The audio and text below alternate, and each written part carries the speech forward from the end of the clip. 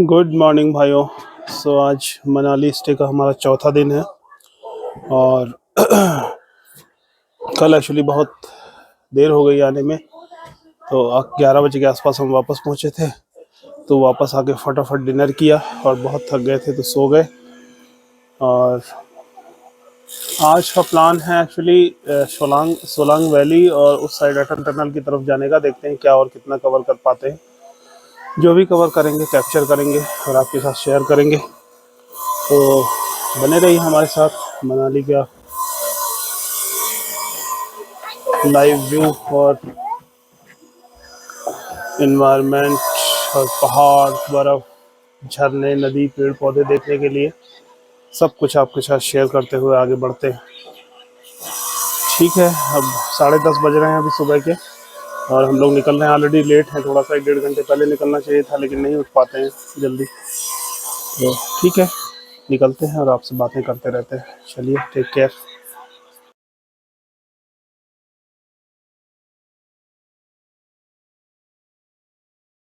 अभी हम लोग सोलांग वैली की तरफ जा रहे हैं। अगर सोलांग वैली में कोई एक्टिविटी वगैरह होगी तो वो एक्टिविटी करेंगे। उसके बाद अगर अटल टनल होपफुली खुला होगा, क्योंकि ऐसे कोई बर्फबारी वगैरह सुनाई नहीं दी है, तो सिशु या रोहतांग की तरफ जाएंगे। बट देखते हैं कितना भीड़ है, क्या है।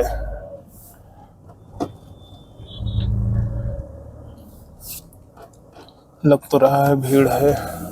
पापा, हाँ, पहाड़ अभी छूना है। हाँ, अभी आगे चल के छुएंगे हम लोग।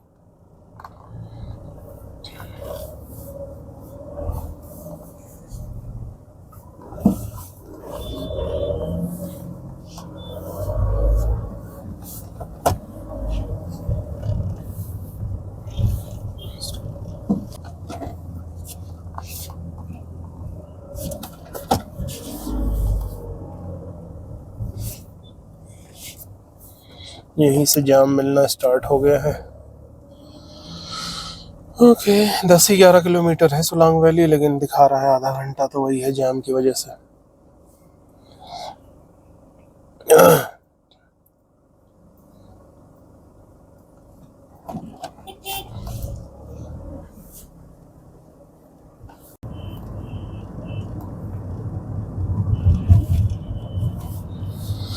एक खूबसूरत रास्ता रोहतांग, लेह, सोलांग वैली, अटल टनल की तरफ जाता है।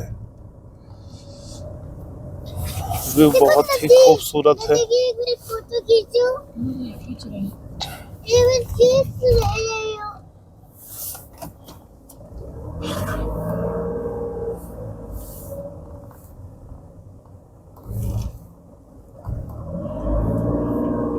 लेह यहाँ से 474 किलोमीटर, केलोंग 115, रोहतांग 51 और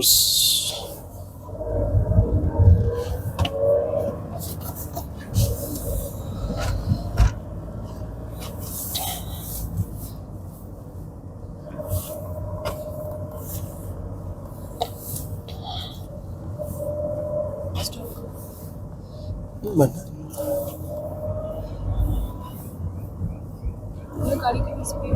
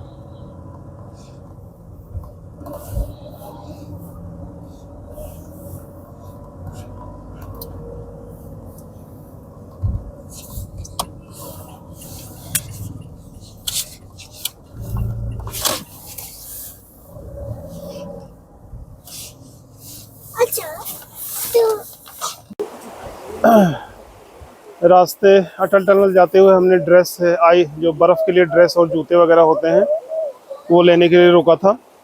ये सामने वाली शॉप है, वन शॉप नंबर 158, यहाँ से लिया है हमने। और ये पीछे का व्यू है, बहुत ही खूबसूरत मनमोहक व्यू है।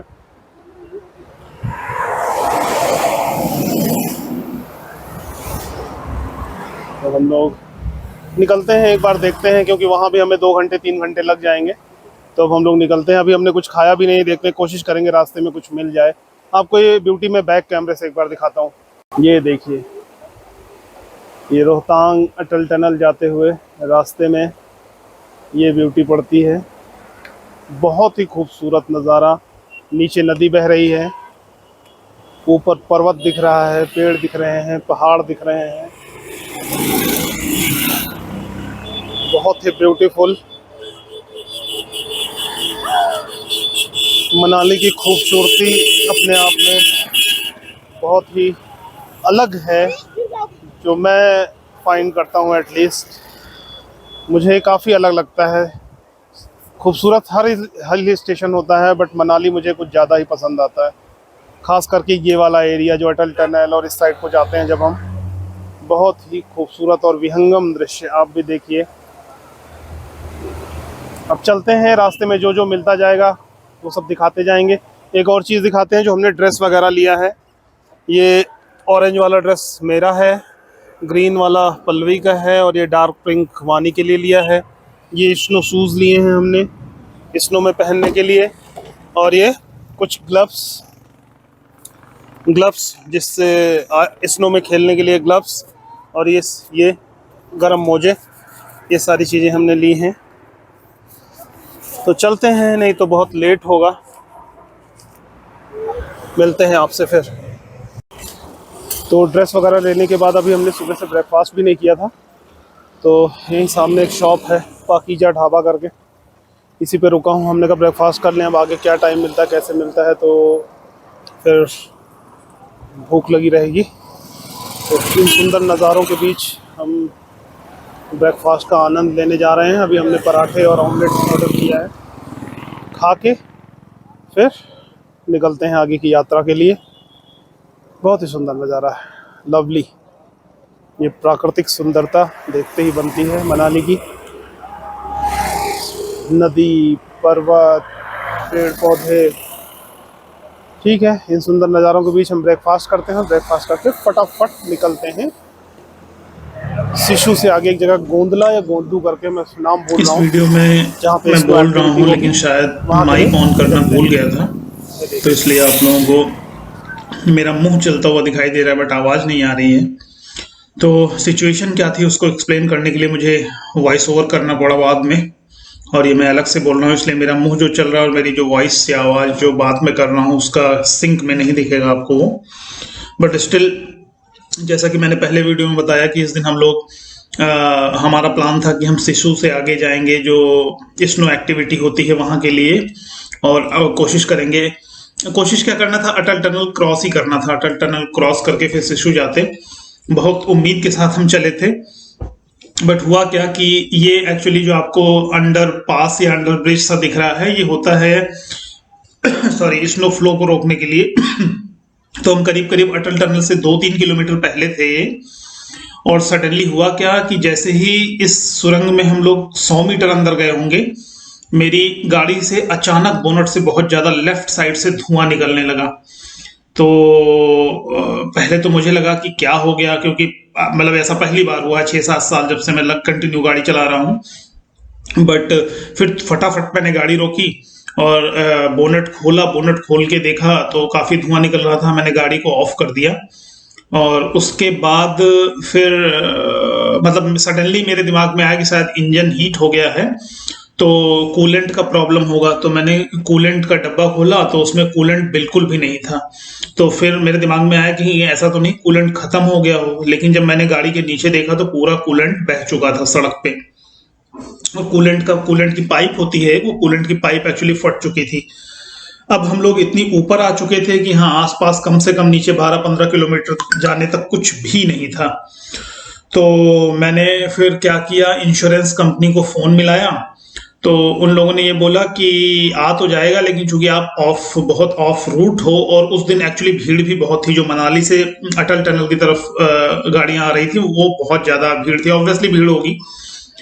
तो उन लोगों ने बोला कि रात को 9 बजे तक हेल्प आ पाएगी। मैंने बोला कि गाड़ी को टो करके पास के महिंद्रा सर्विस सेंटर या किसी भी सर्विस सेंटर तक आप पहुंचा दो। तो यही सारी बात मैं कर रहा हूँ यहाँ खड़ी होकर। देखिए, आप गाड़ी का बोनट भी खुला हुआ है, और कूलेंट भी अभी आपको बिल्कुल भी नहीं दिख रहा होगा उसमें। तो फिर गाड़ी बहुत गर्म थी, मैं चेक भी कर रहा हूँ, हीट देखिए। तो फिर उसके बाद जब उन लोगों ने बोला कि नहीं अभी हेल्प आ नहीं पाएगी 9 बजे रात से पहले, तो मैंने सोचा इससे तो अच्छा, मतलब रिस्क था एक इंजन सीज होने का, बट फिर मैंने सोचा बिल्कुल 10-20 की स्पीड में धीरे धीरे करके विदाउट ब्रेक के मैं गाड़ी को नीचे ले जाता हूँ। तो यहाँ पे मैं काफी देर, आधे 1 घंटे तक मैं वेट करता रहा, और उसके बाद जब कुछ पहले मैंने सोचा शायद वो लोग 1-2 घंटे में आ जाएं, बट जब ऐसा मुझे लगा कि नहीं आ पाएंगे, तो फिर मैंने डिसाइड किया कि मैं खुद ब खुद धीरे धीरे नीचे जाऊंगा। तो इस दिन मतलब आपको अभी आगे भी दिखेगा कि हम लोग आगे भी थोड़ी देर अभी खड़े हैं, बट हुआ कुछ नहीं था। हम यहीं खड़े थे, करीब करीब 2 घंटे हमारे यहाँ खराब हुए, और इसके बाद हम वापस धीरे धीरे करके नीचे एक लोकल मैकेनिक के पास गए। तो लोकल मैकेनिक ने गाड़ी खोली और बोला कि नहीं, क्योंकि वो इंजन के नीचे आता है हिस्सा जो कूलेंट की पाइप होती है, तो वो रिस्क नहीं लेना चाहता था पूरा खोल के। तो उसने कहा आप महिंद्रा सर्विस सेंटर ही जाइए, और महिंद्रा सर्विस सेंटर यहाँ से 40 किलोमीटर दूर कुल्लू में पड़ता है, एक्चुअली कुल्लू से भी आगे एक्चुअली पड़ता है, तो भुंतर एयरपोर्ट के साइड में। तो फिर मैंने सोचा उस दिन तो फिर वो कुल्लू जाने का फायदा नहीं था, क्योंकि सब करते कराते शाम के करीब करीब 5 बज चुके थे, और 5:30-6 बजे सर्विस सेंटर बंद हो जाता है। तो फिर मैं, रिस्क जरूर था, क्योंकि जहां मेरा होटल था वो भी थोड़ा सा हाइट पे था, मतलब गाड़ी चढ़ा चढ़ा के ले जाना था। बट फिर मैंने धीरे धीरे धीरे धीरे करके गाड़ी 10-15 मिनट चलाता, फिर खड़ी कर देता, इंजन ठंडा करता, ऐसे ऐसे करके मैं किसी तरीके से होटल पर इस दिन पहुंचा। और कुछ नहीं, फिर रात को हम लोग, अभी आप देखेंगे आगे, हम लोग खुद से खाना बना रहे हैं, कैंपिंग का सामान यूज करके, क्योंकि देर भी बहुत हो गई थी, और मतलब थोड़ा मूड भी ऑफ था, क्योंकि जो पर्पस था वो पूरा हुआ नहीं, हम लोग को वापस लौटना पड़ा। तो इस दिन कुछ भी नहीं हुआ, बस हम वापस लौट के गए लोकल सर्विस सेंटर पे, वहां से होटल गए, होटल में खाना बना के सो गए। तो ये ब्लॉग उसके बाद ही खत्म हो जाएगा, और हमारा आगे का प्लान पूरा कैंसिल हो गया। नेक्स्ट डे का नेक्स्ट ब्लॉग में आप देखोगे कि हम पहुंच पाए या नहीं, वो भी एक रहस्य ही है। जब नेक्स्ट ब्लॉग आएगा तब आपको पता चलेगा कि आखिर हम वहां तक पहुंच पाए कि नहीं, इतने एफर्ट के बाद। तो चलिए, थैंक यू, और इंजॉय कीजिए, जितना भी अच्छा लगा वो सब्सक्राइब कीजिए, लाइक कीजिए। Thank you, bye bye.